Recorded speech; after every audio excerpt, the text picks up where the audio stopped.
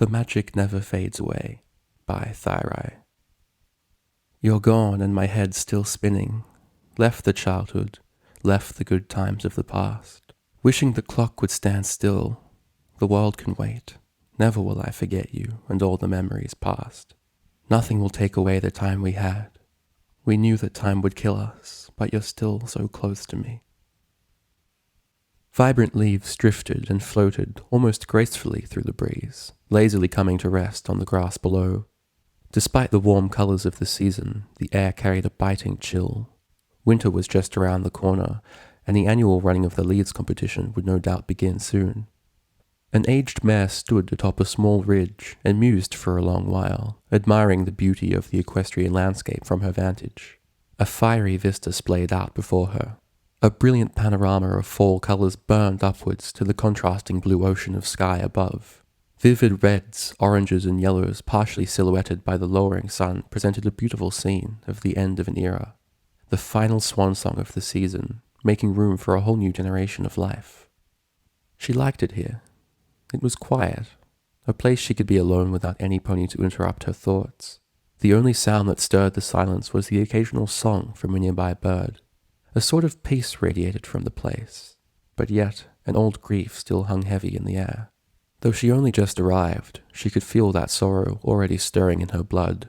A somber sigh escaped the mare's lips as she turned her focus to the task ahead. As rickety as she may be, feebleness was merely a trifle that would never deter her from her task. She'd looked forward to this day for so long, the day she would say goodbye for the last time. "Hey," she began, her eyes drifting over each of the 5 headstones laid out before her, each one carefully inscribed with a familiar marking. "I'm here, just like I promised. I brought some flowers, too. I know some of you aren't so much into them. They aren't even particularly fabulous, either." The mare gave a grieved smile. "But at least it's something to let you know I still care. I love you all so much." The mare stepped forward, placing a bouquet before each stone. She paused at each one to brush away any stray leaves. She could feel tears welling up in her eyes as she passed each one, but managed to keep them back. "Wherever you all are, I hope you're together and having a great time, just like the old days." The mare sniffled. "I cherish every moment of the times we spent together. Remember when we'd all stay up late and laugh for no reason at all? We'd talk all night about our lives. I miss those times so much. I remember when we'd talk about cute colts. A certain 2 of us pretended we were even interested." She laughed gently through her teary eyes. "We were so obvious, weren't we?" The mare sat down on the grass, somewhat fazed from the trip that would have been trivial only some years ago. She took a short while to catch her breath again before continuing. "Sweet Apple Acres is doing very well these days. Last year's harvest was the most successful one on record. Carousel Boutique is also booming. The place was left in good hooves. They use your designs to this day, and they're more popular than ever." The mare paused again, allowing herself to admire the landscape again. This is probably going to be the last time I'll be able to visit. I'm not as young as I used to be." A small formation of migrating birds happened by, their arrow shape piercing through the cyan skies as they made their way to a warmer home. She eyed them as they flew past a billowy cloud. To young eyes, a pony would notice nothing unusual about the airy pillow. Only one who'd been around a long time would realize how lonely it looked, a perfect bed for an absent owner. The mare's attention was soon diverted by a soft rustle of leaves behind her, soon turning into a dry crackling as a figure approached her from behind. A powerful shadow of a tall pony enveloped her in shade. Uncanny timing, as always. "Hello, Celestia," the mare began with certainty. "Twilight? I thought the doctor told you to stay in bed." The princess's voice had no trace of condemnation in its tone. It was almost as if she was glad to see her old student outdoors once again, regardless of the circumstances. The unicorn took a glance at the lightning-inscribed headstone and smiled slightly. "I guess a bit of some pony rubbed off on me." Twilight could almost see the grin on the princess's face as well. "I know how important this day is to you. I came to visit the library since you couldn't make the festival." Celestia stepped to a spot beside the lavender mare. "I should have known you'd have other plans." "It still feels like it was just yesterday. 50 years went by so fast." Time loves to play tricks on us, doesn't it? I still remember the look on your face that day. You were beaming right from ear to ear. In a single night, you saved Luna from herself and gained 5 lifelong friends. Twilight dropped her head, stifling the onset of emotion. And now they're gone. Celestia stooped down and sat beside the lavender unicorn, her expression dark and deeply sympathetic. I'm sorry. I just missed them so much. The unicorn pressed her head into Celestia's side, squeezing her eyes together in vain, attempting to stop the impending tears. Finding a way out, as they always do, a small trickle leaked out from within. A white wing wrapped her in a consoling hug. The princess nuzzled the unicorn gently on the cheek, as Twilight allowed herself to cry softly. The royal alicorn had watery eyes of her own, visibly hurt by her student's pain. I'd give the world just to see them one last time. You know, there's something I think you'd like to see. The princess's horn began to shimmer with a delicate magical force, filling the air with a faint buzz as an oblong whiteness was imparted from its previous existence. The object contorted into a rectangle, then expanded outwards as the magic began to dissipate, and a materialized object formed in its wake. An old brown book with 6 emblems emblazoned on its cover.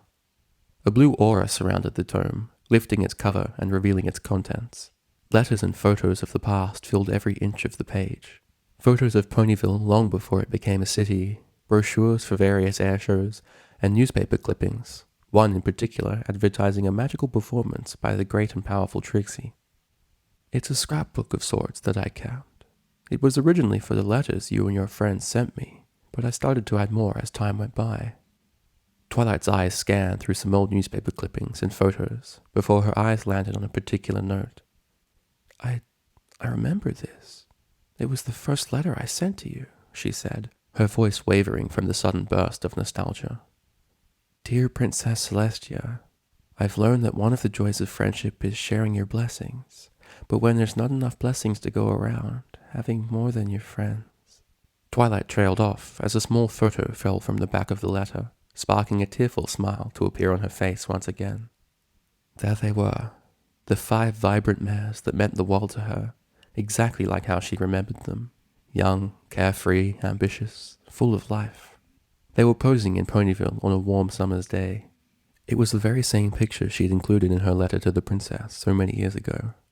Memories she'd long since forgotten returned, as her eyes met again with each of the ones that meant so much to her. Days that had been lost so long ago once again became so tangibly close. Memories she didn't even realize she still had broke through the floodgates deep inside her mind. She could feel a faint blush appear on her face as her eyes locked with a certain rainbow mane, a mane that hadn't adorned the equestrian skies for such a long time.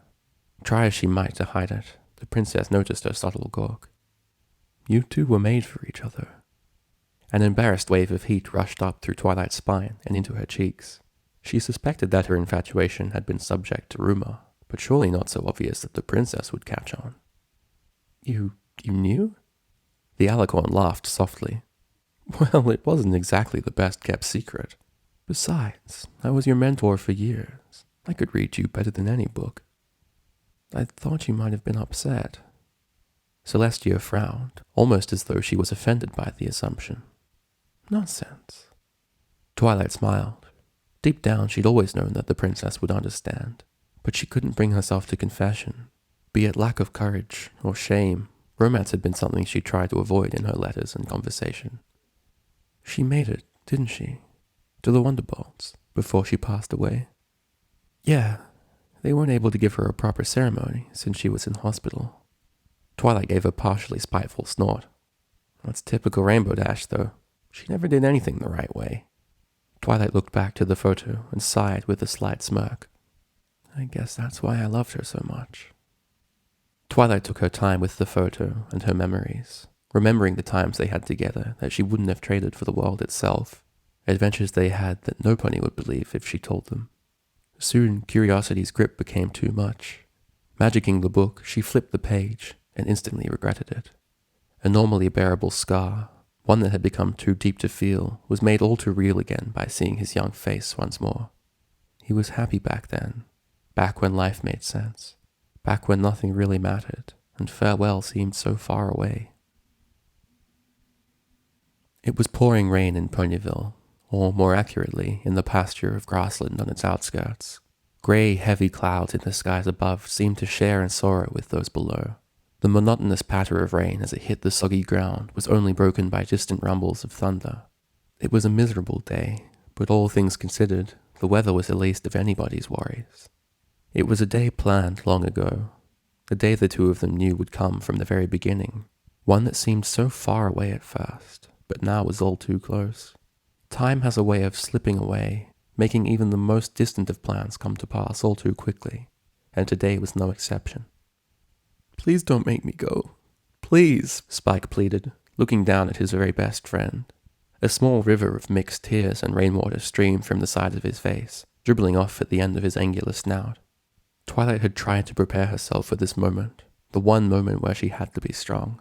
Even so, she knew her preparations would be in vain. Her own tears streaked down her face, and it took all she had to keep from breaking into heaving sobs. "You have to go. You can't stay here any longer." "I don't want to go. I'll stay. Please let me stay. Just one more day."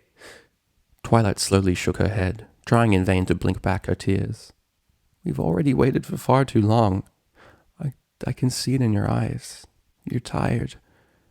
"I'm really not, honestly." The dragon's antagonizing stubbornness, fused with the emotion of the day, was enough to flush her cheeks red with frustration. The massive beast still had the heart of a child deep inside. "You're dying, Spike! You know your body is shutting down!" she bellowed, surprising herself with the sheer volume and malice in her voice. "I don't care! I'd rather die than leave you!" Spike screamed back, his tears pouring faster still. Twilight reacted the only way that came to mind.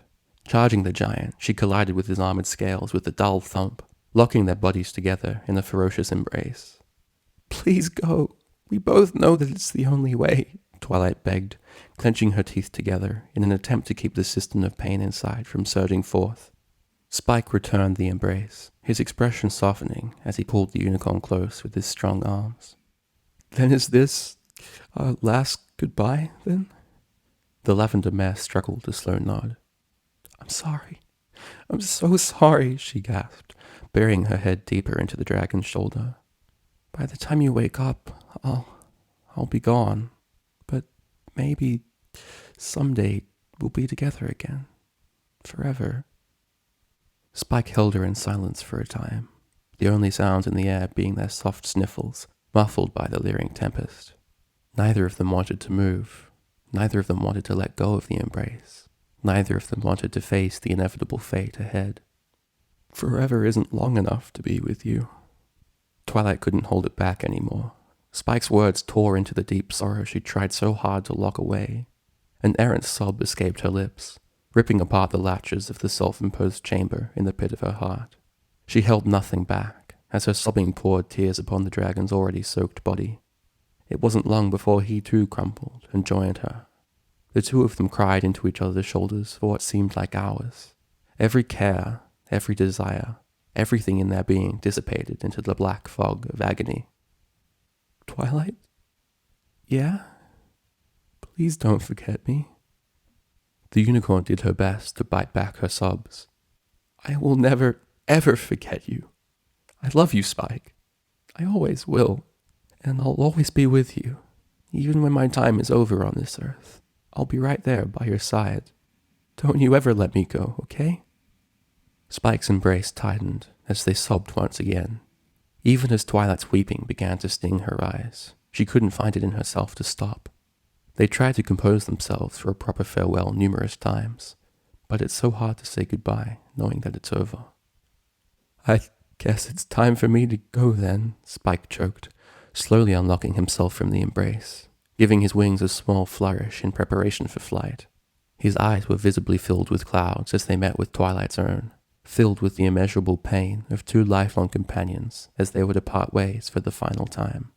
As much as Twilight tried, she couldn't bring herself to speak another word.